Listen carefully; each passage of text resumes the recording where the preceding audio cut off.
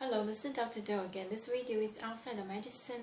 Continue with the historical legend or event or landmarks or historical books. Today I'm going to talk about the ancient capitals. We all know Beijing is a capital of current and also started from Ming Dynasty.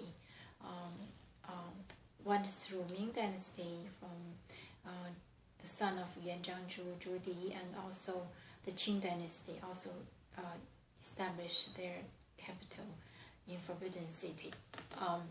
So there were other capitals. The first, actually, when the nation was not united before the Qing Dynasty, there's some 5 nations, the period of 5 nations, and then the period of 7 countries. So they all have their own capitals. For example, Henan province, the Kaifeng, Luoyang, and around the Yangtze River. These are the capitals around the Yellow River. And along the Yangtze River, there were Wu and Yue, 2 countries. They have their own capitals. For example, the Hangzhou was a famous capital, not just only for those time. Later on, during the 5 nation Tang Dynasty time, there's some nations from using that Hangzhou as capital. It's very famous. If you visit there, you see a lot of temples and a lot of beautiful landmarks were built by then. And Nanjing is another ancient capital. We knew the most recent Sun Yat-sen. I think he founded a nation of republic, and his capital was in Nanjing. And before him, the first emperor of Ming Dynasty, Yuan Zhangzhu, he established his capital in Nanjing, and then his son from Yan or Hebei province from Beijing inherited the throne and moved the capital from Nanjing to Beijing. So these are the important and famous ancient capitals. So let's talk about the Xi'an. We know that was the most significant capital from Qing Dynasty. The first emperor united the nation with the United Nation with the same language, same currents, and same policy. So that's the same written literal. So that's the first capital, we say it, after the nation united.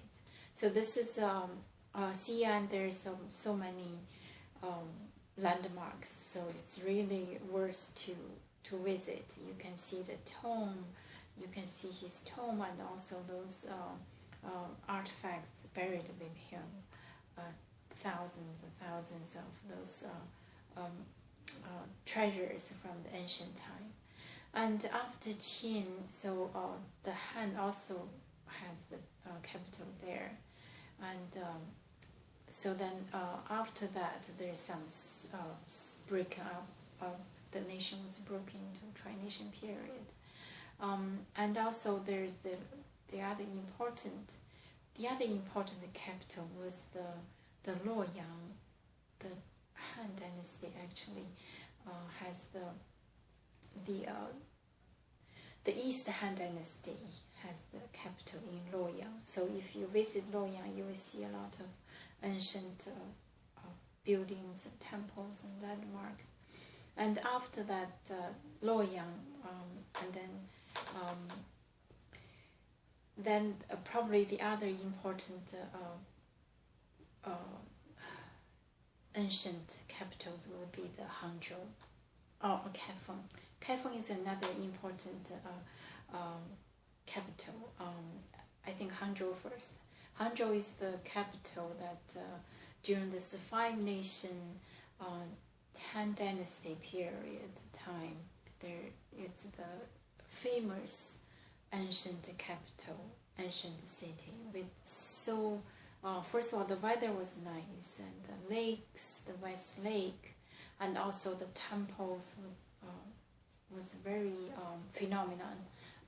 And also special building around the West Lake. You see the three structure rising up on the lake, and at night when the moon shaded shining, and you see three shadows, three reflections along each of the structure of the moon. So that's kind of three moons reflection, three reflections of the moon. So that's a very famous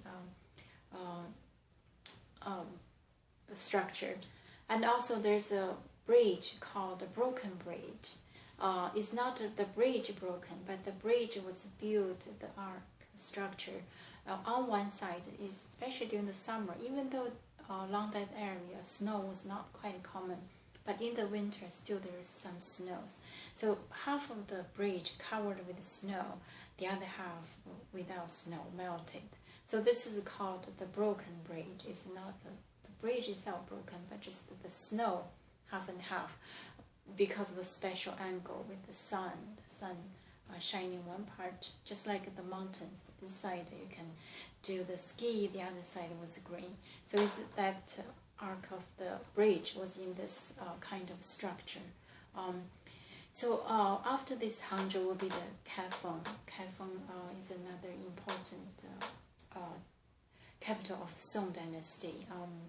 There's a lot of structures, a lot of famous people, statue of famous people in that city. So also it's along the Yellow River. It's very famous, especially the people called Bao. It's in Beijing Opera. He was painted the dark face. He was the symbol of justice. He judged people with the sword granted by the queen, by the mother of emperor, by the emperor. So and there is a building, there is a statue just dedicated to him. That's where he used to work. But it's all painted red, and it's worth to really visit, see a lot of ancient legend. So that is the famous capitals I can think. And there's some, these are the major, there's some minor, not like Shenyang is also used to be a capital for, before the Qing dynasty entering the mainland, they established the capital outside of this gate of mountain and the sea, and Shenyang was their capital, and there's some remaining remnant of the buildings still from that first emperor of that Qing dynasty, Taiji Yuan. So that's another one. Even Changchun was the Manchu capital. And also there's some other, Nanjing, I already mentioned, Hangzhou, and there's some other, I think that's the major recognized ancient capitals. Really, all of them are beautiful phenomenon. A lot of legends, a lot of buildings, structures, really not just the building itself, but the legend and the history come along with each of the buildings, each of the structures, and a lot of temples, of course. So I'm going to stop here, and I hope this video gave you some idea or interest you, so you can search more to find a place that next time if you have a chance to visit them. Thank you for watching. I will see you next time.